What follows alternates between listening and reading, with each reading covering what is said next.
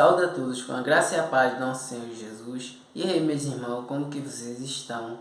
Bem, eu espero que sim. Antes de tudo, peguem suas Bíblias, se vocês puderem, que é bastante válido, para que a gente possa meditar na palavra do Senhor, guardar na tábua do nosso coração e aprender junto com nossos irmãos. Amém? E a mensagem que o Senhor nos deixa para o dia de hoje se encontra no livro de Eclesiastes, capítulo de número 3, versículo de número 1 em diante, que diz assim: tempo para tudo.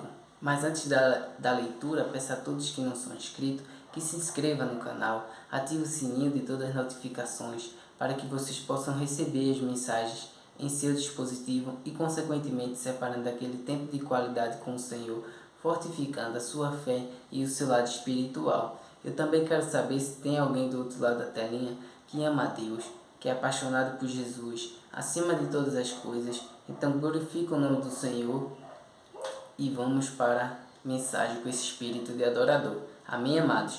Vamos lá para a leitura, que diz assim: tudo tem o seu tempo determinado e há tempo para todo propósito debaixo do céu. Há tempo de nascer e tempo de morrer, tempo de plantar e tempo de arrancar o que se plantou, tempo de matar e tempo de curar, tempo de derrubar e tempo de construir, tempo de chorar e tempo de rir, tempo de prantear e tempo de saltar de alegria, tempo de espalhar pedras e tempo de ajuntar pedras, tempo de abraçar e tempo de deixar de abraçar, tempo de procurar e tempo de perder, tempo de guardar e tempo de jogar fora, tempo de rasgar e tempo de costurar, tempo de ficar calado e tempo de falar, tempo de amar e tempo de odiar, tempo de guerra e tempo de paz. Aleluia, glória a Deus. Irmãos, o que a palavra de Deus está falando com esse tempo todo que acabamos de ler? Verdadeiramente, existe tempo demais para o propósito de Deus em nossas vidas. Enquanto estamos em vida. Mas como a gente pode viver tudo que Deus tem para nós? Se a gente obedecer, se a gente guardar os mandamentos do Senhor na tábua do nosso coração, se a gente pôr em prática, viver através dos princípios e não quebrar os princípios, isso faz total diferença. Honrar pai e mãe, ajudar o próximo, que a gente venha, sabe, ser alguém que espalhe a presença de Deus, que qualquer um de nós possa ler em nossa vida que somos alguém do Senhor, que somos alguém do Pai. Entende, irmãos? Não precisa nem você abrir a boca. Através das suas próprias atitudes, as pessoas conhecerão quem é você. E é muito melhor quando nossas atitudes falam a nosso respeito.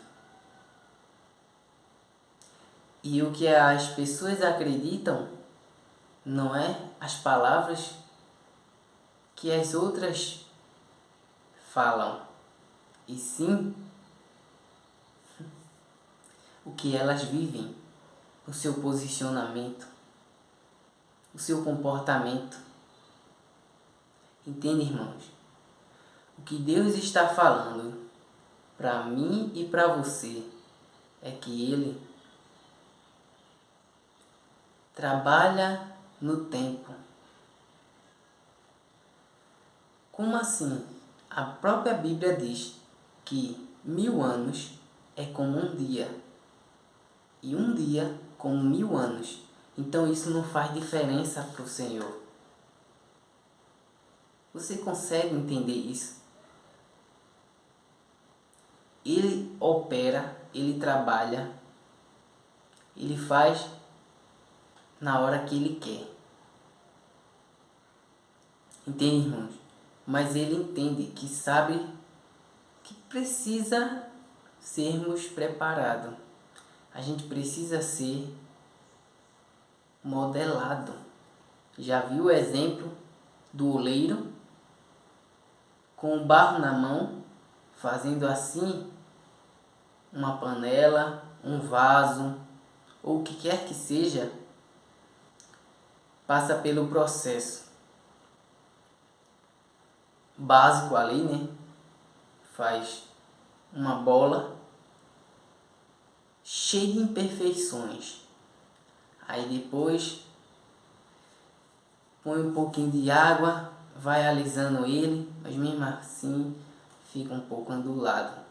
Depois disso, põe no sol ou no fogo.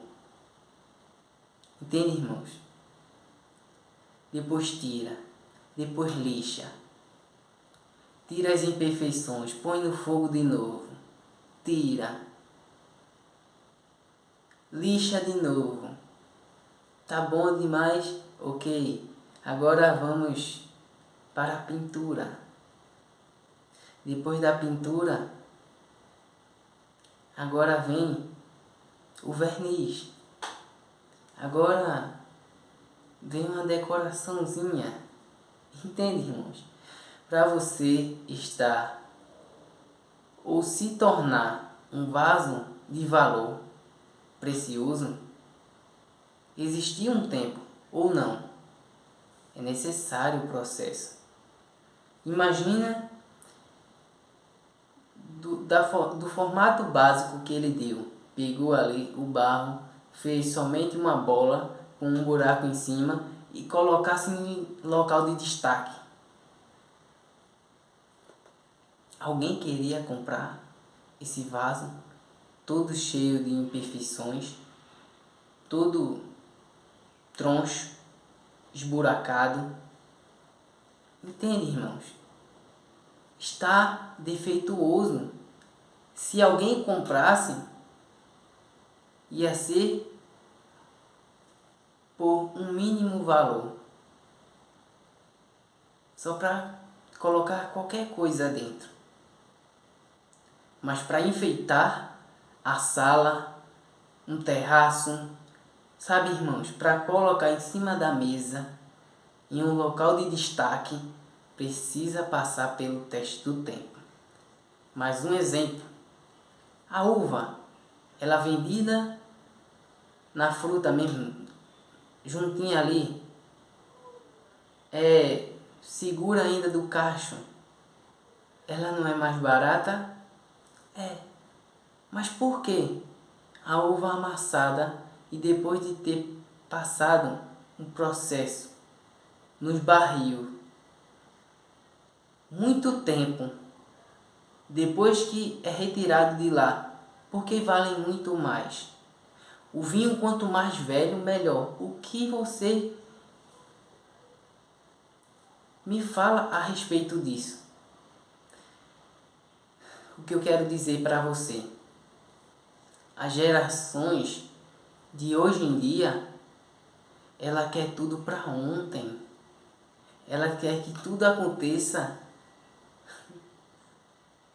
da forma dela. E com Deus não é assim. Não é assim que ele trabalha. Jesus, 30 anos. José esperou, Davi esperou. Irmãos, todo mundo espera